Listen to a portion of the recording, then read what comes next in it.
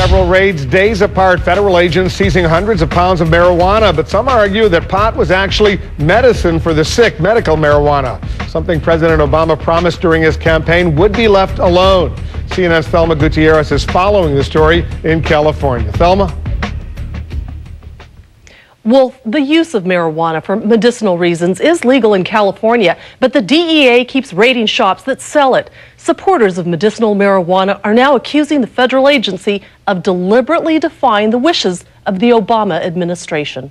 Using medical marijuana in the same way with the same controls as other drugs prescribed by doctors, I think that's entirely appropriate. A YouTube post shows a campaigning Barack Obama calling DEA raids on medical marijuana shops a waste of taxpayer money. What I'm not going to be doing is using Justice Department resources to try to circumvent state laws on this issue.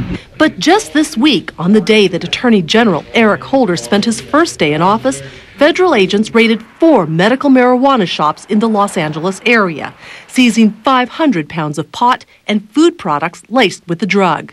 It is not the role of the federal government. Stephen Gutwillig is director of the Drug Policy Alliance Network, which lobbies for drug law reform. The raids represent potentially a thumbing of the nose at Eric+holder and President Obama, who's made it particularly clear in the last year on the campaign trail that he doesn't think that it's a good use of federal resources. In a dozen states, including California, marijuana for medicinal purposes is legal. You can buy it from a licensed dispensary like this. Problem is, while it may be legal at the state level, marijuana in any form, in any quantity, and for any reason violates federal law. Since 1996, when medical marijuana became legal in California, dispensaries have been raided by federal agents. Critics argue the government is targeting legitimate businesses that are treating patients suffering from everything from glaucoma to cancer.